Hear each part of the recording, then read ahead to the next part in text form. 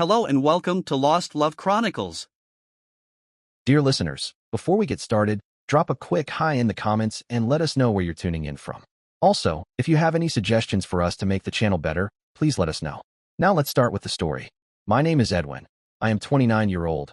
I grew up in a small town, the kind of place where folks still left their doors unlocked and waved when they drove by, even if you'd seen them 5 minutes ago at the gas station. Not much ever really happened around here. You went to school with the same kids from kindergarten to senior year, and everyone knew your business whether you liked it or not. In a town like that, friendships weren't just friendships. They were stitched into the fabric of your whole life. That's where Liam came in.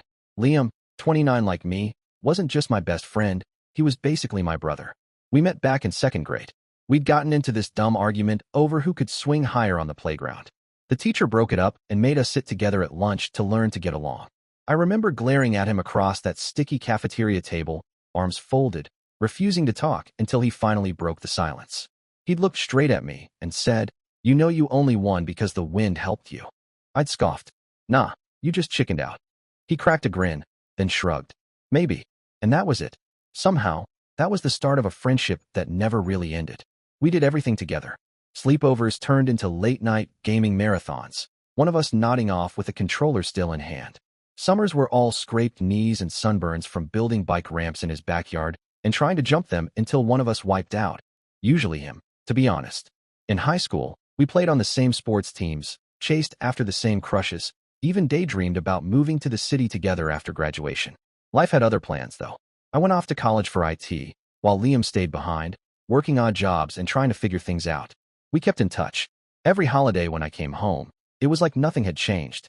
When I finally moved back for work a few years ago, it was easy to fall back into our old rhythm. Liam was still bouncing between different jobs, but I didn't care. He was my best friend, the guy who always had my back, no matter what. Then there was Sophia. I met her at a friend's big summer barbecue, the kind where half the town shows up. I wasn't really looking for anything serious then, but the second we started talking, I was hooked. She had this energy about her, like you were the only person in the world when she looked at you. Confident, quick-witted, effortlessly charming. She could jump into any conversation and have the entire group hanging on her every word. I still remember our first conversation by the grill. "So, how do you know Josh?" she asked, handing me a soda from the cooler without me even asking. "Played baseball with him in high school," I said. "What about you?" She grinned, leaning in a little closer. "Cousin, but don't hold it against me." I laughed. "I'll try not to." Then she gave me that look, like she was already reading my mind. "You from around here?" "Yeah." I nodded, taking a sip. "Left for a few years for college. Just moved back." "That explains the button-down shirt," she teased, giving me a playful nudge. I looked down at my shirt and shook my head, smiling. "Too obvious." "Little bit," she said, with a wink that damn near knocked the wind out of me. We ended up talking for hours about everything: music, travel, work, even dumb childhood stories. The sun went down, the fire pit came on, and we just clicked. It was effortless. Before the night ended, she handed me her number, bold as anything, without me even asking. "Don't waste it," she told me, flashing that confident grin again. Things moved fast after that, but it never felt rushed. Our relationship just felt natural. We had this easy rhythm, Sophia and me. Late-night drives, windows down, the radio just barely loud enough to drown out our off-key singing. Deep conversations about life and dreams and fears, the kind of talks that made you feel seen. We laughed at terrible movies, making up our own ridiculous plot twists halfway through. Everything just fit. Yeah, it wasn't perfect.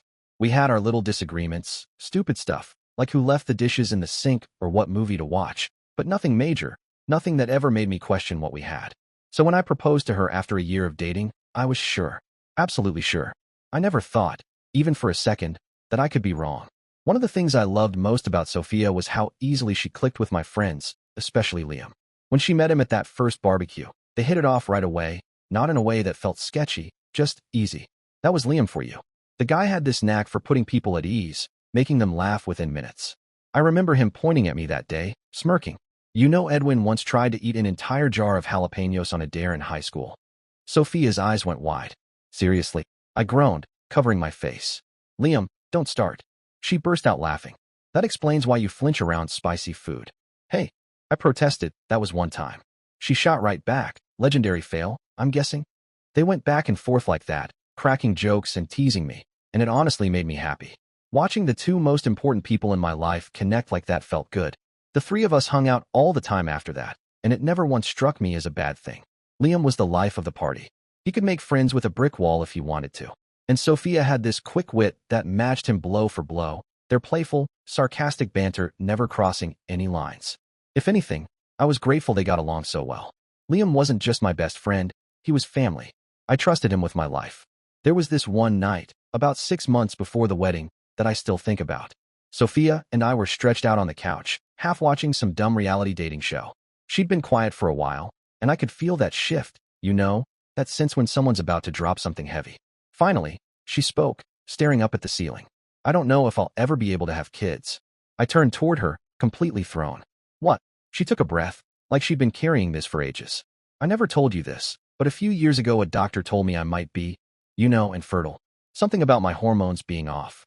She said it like it was already a wound that had scarred over, something she'd grieved on her own long before she met me. And hearing it made my chest hurt for her. I reached out, took her hand. Sophia, that doesn't change anything. She looked at me then, eyes searching, almost bracing for me to flinch or pull away. I just didn't want you to be disappointed, she said, her voice breaking a little. I squeezed her hand tighter, shaking my head. I love you. I told her, steady and certain. We can figure things out together. And I meant it, every single word. We didn't really talk about it much after that night on the couch, about the kids thing. But it stuck with me. Late at night, lying awake, I'd catch myself wondering how much pain Sophia had hidden behind that strong, confident front she always wore. It made me love her even more, somehow. Life kept rolling forward.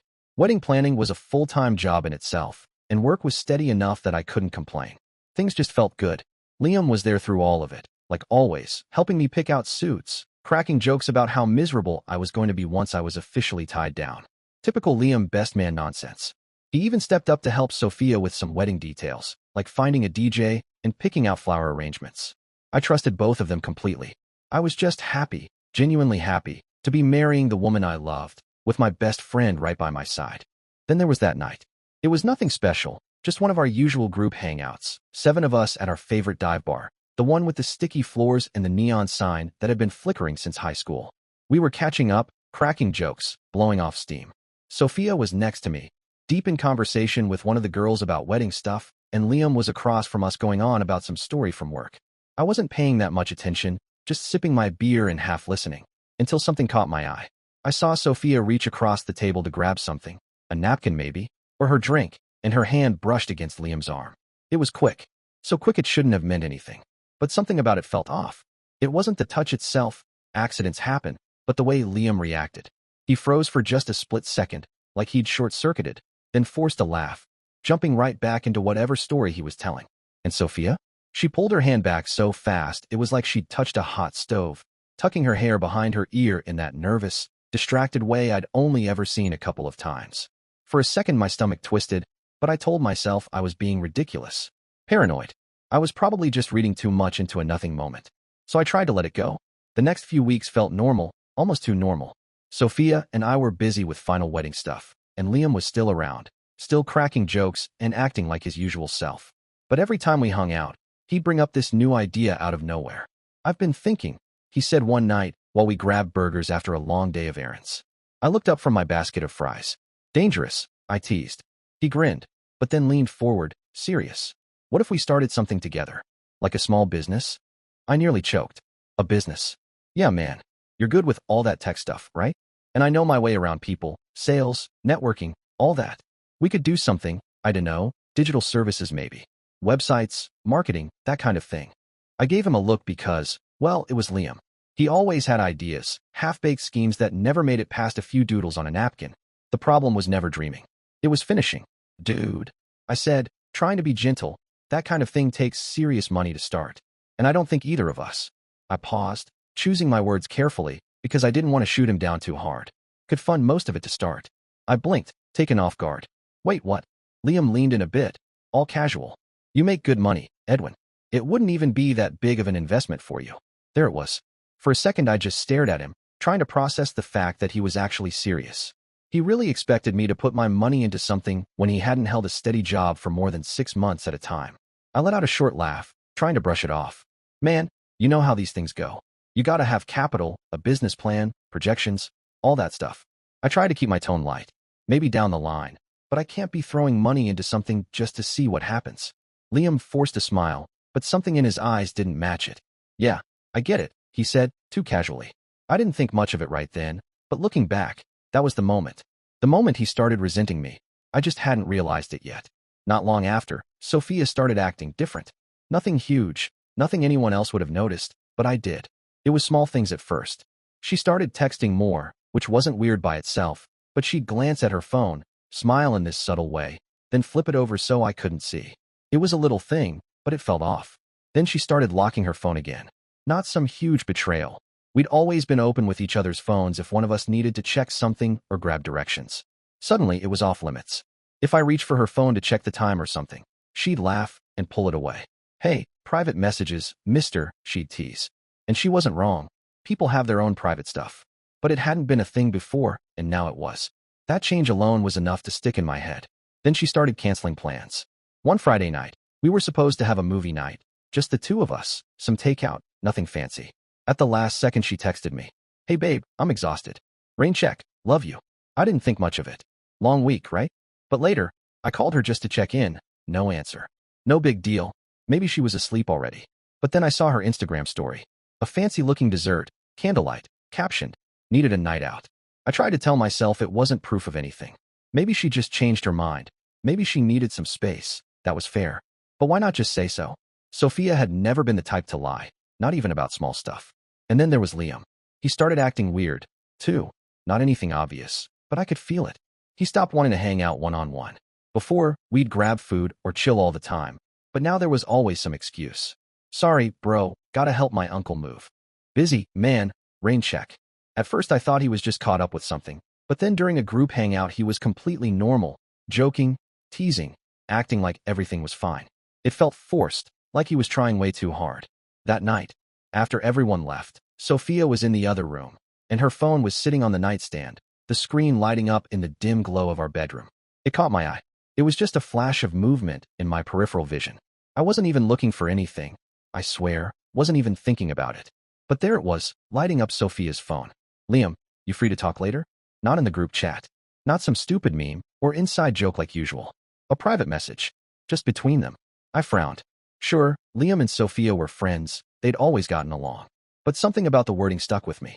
Why would he need to ask if she was free? They weren't co-workers trying to schedule a meeting. They weren't planning some big surprise. And if he wanted to talk, he could have just called, right? That was Liam's style. No filter, no hesitation. I could have let it go. Told myself I was overthinking. But there was this tiny alarm going off in the back of my mind. Quiet. Barely there, but impossible to ignore. Later that night, Sophia was in the bathroom brushing her hair, getting ready for bed. I tried to keep my tone light, casual, like it was nothing. Hey, I said, leaning on the doorframe. I saw Liam texted you earlier. What was that about? She paused, just for a second, so quick that if I hadn't been looking right at her, I would have missed it. Oh, yeah, she answered, too easily. He was just asking about some wedding stuff. Wedding stuff? I almost laughed. Liam didn't care about wedding details.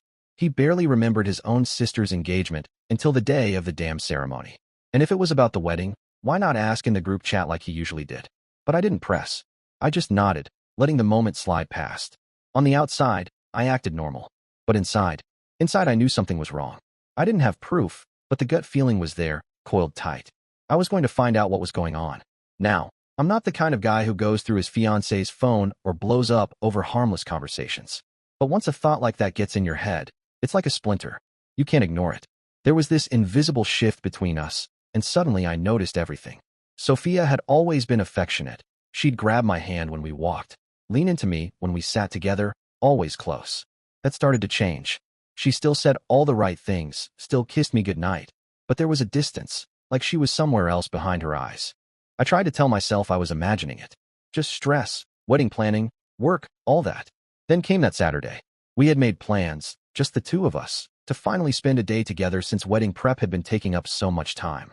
I was supposed to pick her up at 11, grab lunch, maybe do some shopping, nothing crazy, just a normal day. At 10:45, my phone buzzed. Sophia, hey babe, not feeling great, might stay in today. Can we reschedule? I wasn't going to push. I texted back. Of course. Get some rest. Let me know if you need anything. She sent back a heart emoji, and that was that. No big deal, right? Except later that afternoon, I was scrolling through my phone, killing time, when I saw something that made my stomach drop. Liam had posted an Instagram story.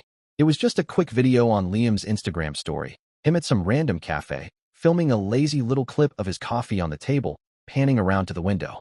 Nothing suspicious on its own. But then, in the faint reflection of the window, there she was. Sophia, sitting right across from him. I stared at my phone, my brain scrambling to make sense of it. She wasn't home. She wasn't resting. She was with him. She had lied to me. My hands were actually shaking.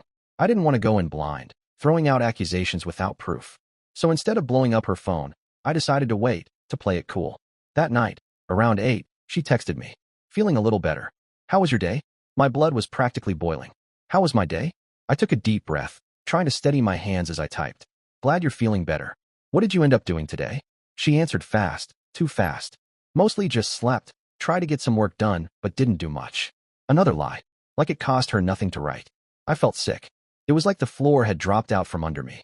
I wanted to call her out right then, blow up every lie in her face, but something told me, wait.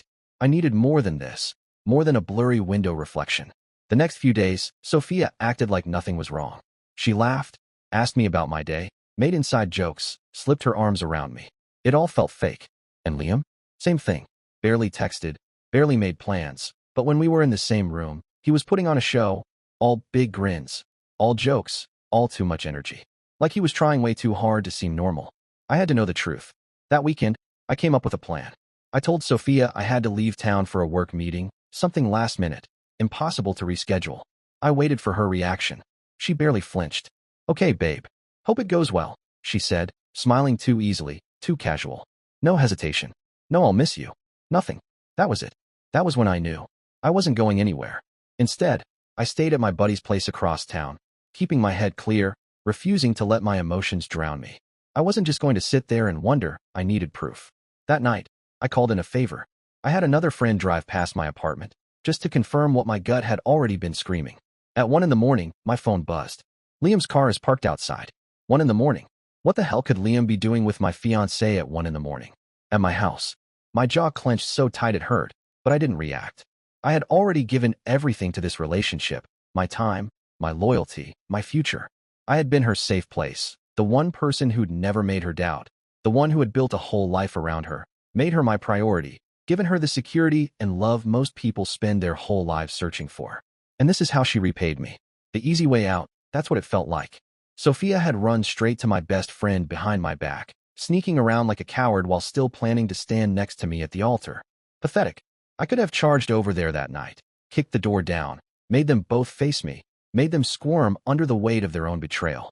But why? What would that accomplish? I already knew the answer. They weren't worth that kind of reaction. No, I needed more than a scene. I needed to hear it straight from her mouth. I wanted her to say it, to own it, to try and spin excuses she had to know wouldn't work on me. The next morning, I went home like nothing had happened. Walked in the door, heart pounding but face calm. Sophia was sitting on the couch, scrolling her phone, looking completely normal. When she saw me, she smiled, got up to hug me like nothing had happened. How was your trip? She asked, voice light, steady. I studied her face for a second, that face I'd loved, that face I thought I'd known. That was when it really hit me, how good she was at lying. I forced a smile. It was fine. Long. She nodded, glancing at her phone again, probably texting him. I sat next to her, careful, measured. So what did you do last night? She didn't even blink. Not much, she said, casual as anything. Just stayed in, watched some shows. Too easy. She was getting comfortable lying to me. I could have ended it right there. Could have pulled the rug out from under her, laid out every ugly detail. But no, I needed to see if she'd give herself away. I waited, but she didn't. No guilt, no confession. She just sat there, scrolling, like nothing had happened. Like I was still the fool who'd believe every word. I couldn't take it anymore. I need to talk to you, I said, letting my voice go flat. She paused, and I saw something flicker behind her eyes, fear. What's wrong? She asked, trying to sound calm, but her hands were fidgeting. I took a deep breath, bracing myself. Are you being honest with me? Her eyes darted, just for a split second. What do you mean? My throat felt like it was closing up. Sophia?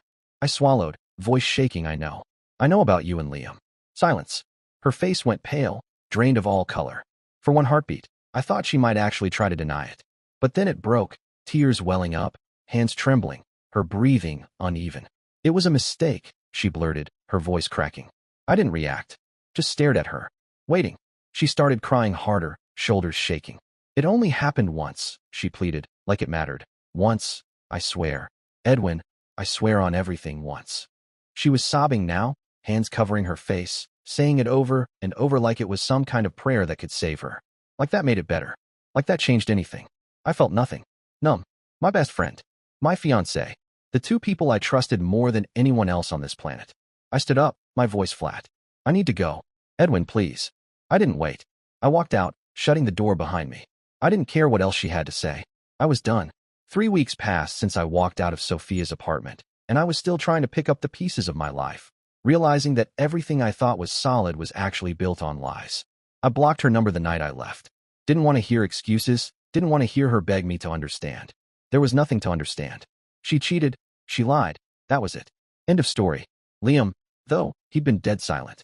Not a single text, no call, nothing. I figured he was guilty, or embarrassed, or maybe even relieved that everything was finally out in the open so he didn't have to keep sneaking around anymore. Either way, I told myself I didn't care. I was at work, trying to stay focused, when a random number popped up on my phone. For a second I thought about ignoring it. I almost did, but I answered. Hello. I barely got the word out before her voice came through, raw and shaky. Edwin, please, don't hang up. I pulled the phone away from my ear, closing my eyes, debating whether to just end it right then.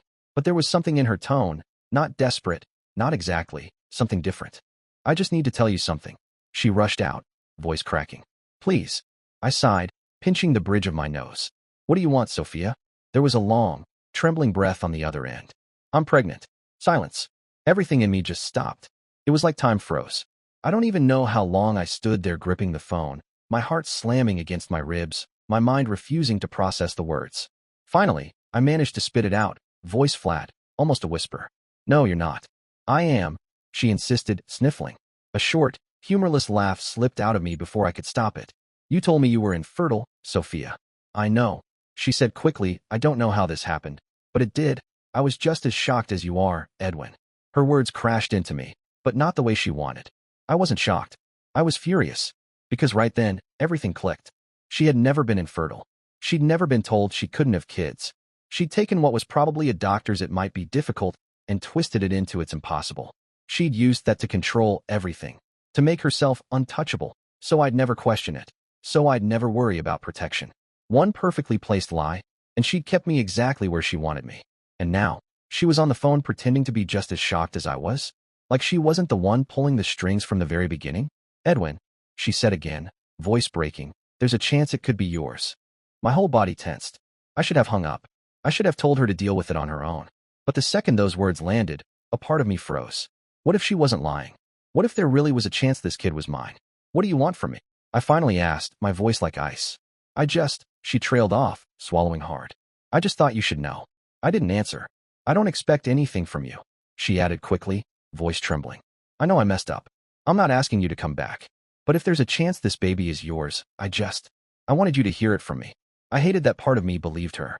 Hated that despite everything, I couldn't ignore the possibility. Because if there was even a tiny chance this kid was mine, I couldn't just walk away. I hung up. Didn't say a word. The next day, Liam reached out. I was at home, staring at the wall, my brain still scrambled from Sophia's call. Hey man, he said. Like nothing had happened. Like we were just two buddies catching up. My jaw clenched so hard I thought my teeth might crack. What do you want? He paused, voice uneasy. Look, I know I messed up. I should have told you sooner. I didn't know how. I stayed silent, letting him drown in it. She told you, didn't she? Liam tried again. I didn't answer. I didn't need to. I don't know what to do, man. I actually laughed at that. A cold, bitter sound. You weren't ready. I repeated, my voice dripping disbelief. Are you serious? I never wanted to hurt you, he stammered. But you did. I know, he muttered, voice small, defeated. Then, after a long beat, he said the one thing that made my blood run cold. I mean, you're in a way better position than me. Maybe it'd be better if it was yours. I pulled the phone away from my ear, staring at it like it had burned me. Then put it back. What did you just say? Nothing, No. Repeat that. Say it again. Liam hesitated, then sighed. Come on, man. I just meant, you've got your job, your place, everything lined up. You'd be able to take care of a kid better than I could. I couldn't even speak. I was so angry. This wasn't guilt. This wasn't an apology. This was him looking for a way out. He didn't want this baby to be his. That's when it clicked. Sophia had called me before she even bothered to call Liam. Not because she cared. Not because she thought I deserved to know. But because she was hoping she could pin this on me. I'm done. I snapped, my voice shaking with rage. Lose my number. And I hung up. I barely slept that night. My brain wouldn't shut off, wouldn't leave me alone. There was a real possibility this wasn't my problem at all, that Liam was the father, that I could wash my hands of the entire disaster. But there was also that small chance that this kid was mine. And no matter how much I wanted to run, I couldn't ignore that possibility. So the next morning, I called Sophia. We're getting a paternity test, I said, flat and cold. She hesitated. Edwin, I don't care what you think, I snapped. I need to know. Either we do this now, or you leave me the hell alone forever. Silence. Then, quietly, okay. I hung up and immediately started researching non-invasive prenatal paternity testing. I wasn't going to wait until after the baby was born to find out if I was getting scammed. I texted her the appointment details, short and blunt. We're doing this. Be there. Hours passed with no reply. My patience was already shredded. Then finally, she texted back. Edwin, I don't think this is necessary. I stared at the screen, pulse hammering. I called her immediately. She picked up on the second ring. Hey, she started, voice soft, like she was about to talk me down from something. What do you mean it's not necessary? I asked, my voice tight. She sighed. I don't think it's a good idea to put the baby through unnecessary stress. I almost laughed. Sophia, it's a blood test. It's not like I'm asking you to do surgery. I know, but I cut her off. But what? There was a long pause. Then, quietly, she said, because I already know it's yours. You don't know that. I do, she insisted. Edwin, I've thought about the timeline, and it just... Are you kidding me? I snapped, my voice breaking with rage. You want me to take your word for it? After you cheated on me? After you spent months lying to my face? She went silent on the other end. That was all I needed. I'll see you at the appointment, I said, voice dead flat, and hung up. I thought that was the end of it. Thought she'd show up, let the test settle this once and for all. I was wrong. 2 days before the appointment, I got a text from Liam. I hadn't spoken to him since I'd nearly laid him out, and I had no desire to ever hear from him again. But there it was, staring me in the face. Don't waste your money on that test. You're not getting out of this. I blinked. Read it again. My pulse spiked, heat crawling up the back of my neck. I called him, hands shaking with fury. He picked up right away. What the hell does that mean? I barked. You heard me, Liam replied, calm.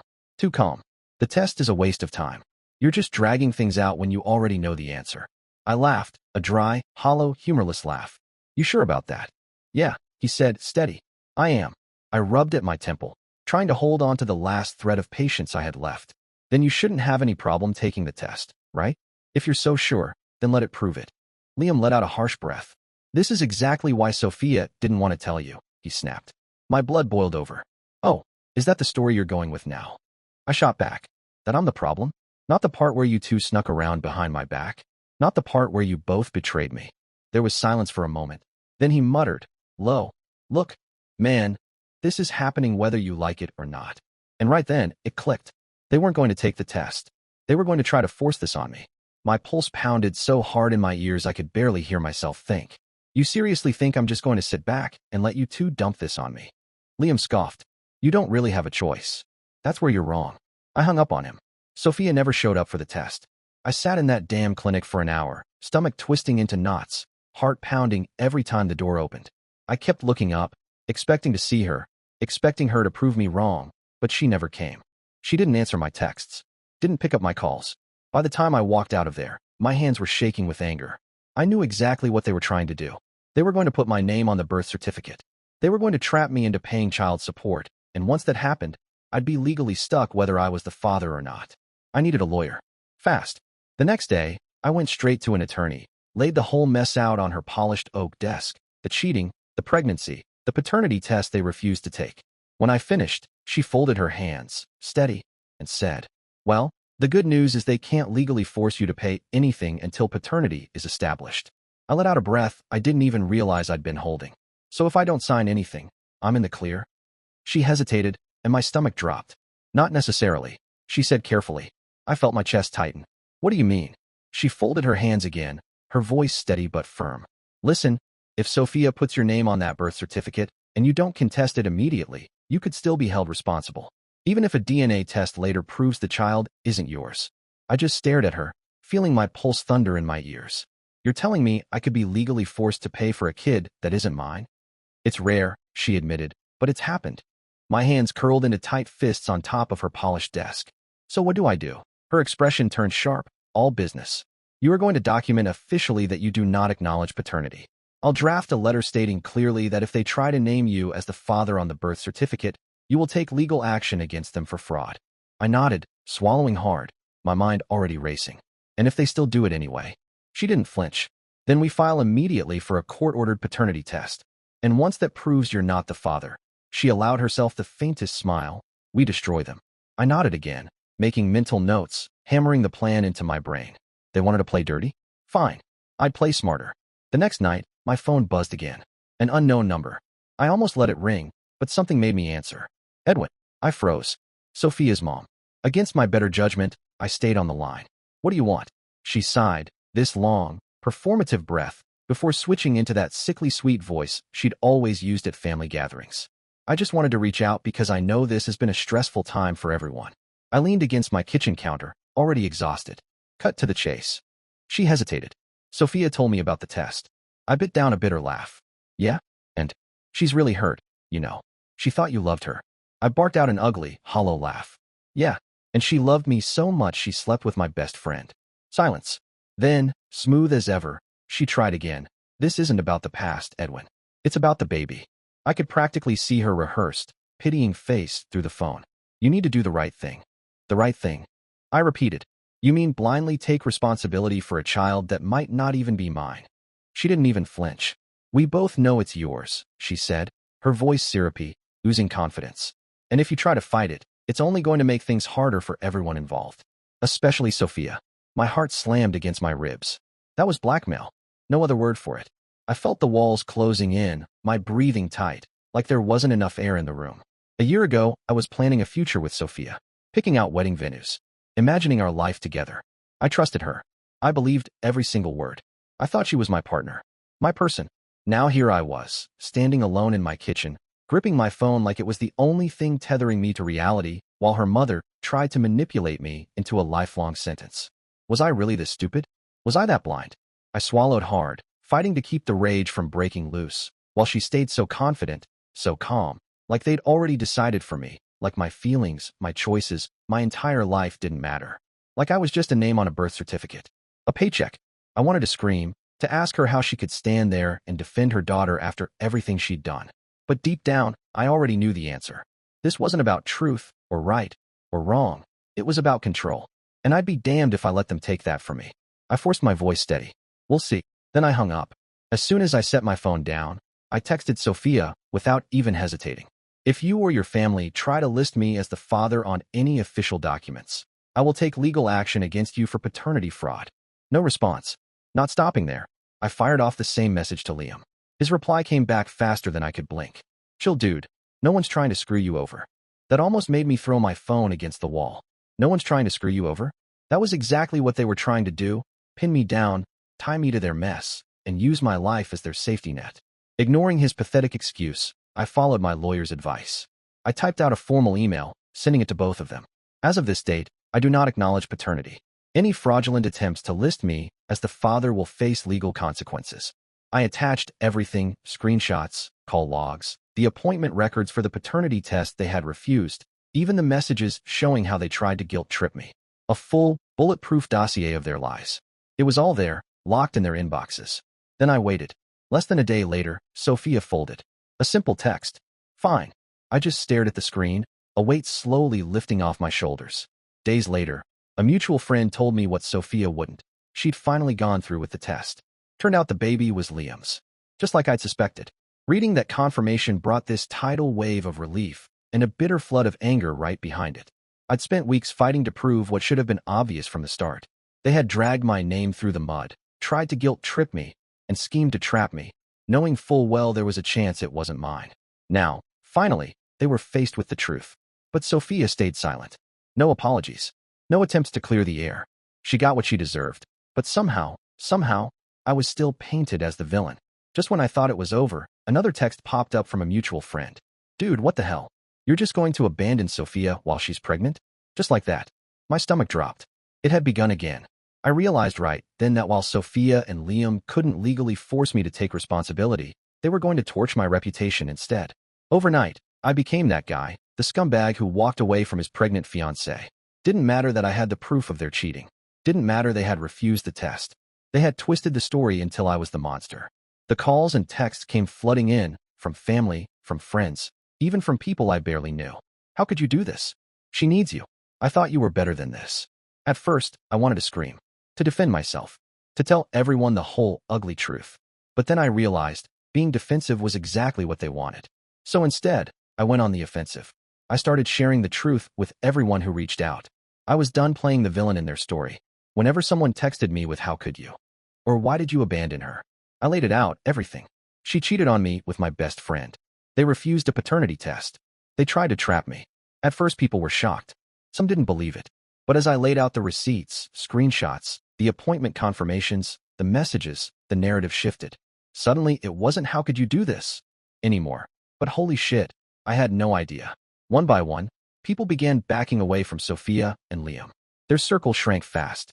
Then one night, Liam showed up at my apartment, pounding on the door like he had every right in the world to be there. I stepped out into the hallway, not even letting him cross the threshold. He stood there, jaw tight, eyes burning. "You happy now?" he spat. "You just had to make this a spectacle." I raised an eyebrow. "You mean like how you told everyone I abandoned Sophia?" His hands curled into fists. "You ruined my life, Edwin." I laughed. A hard, bitter laugh. "I ruined your life?" "No, Liam. You did that all by yourself." His voice went low, hateful. "You think you're better than me?" I stepped closer, looking him dead in the eye. "No, Liam.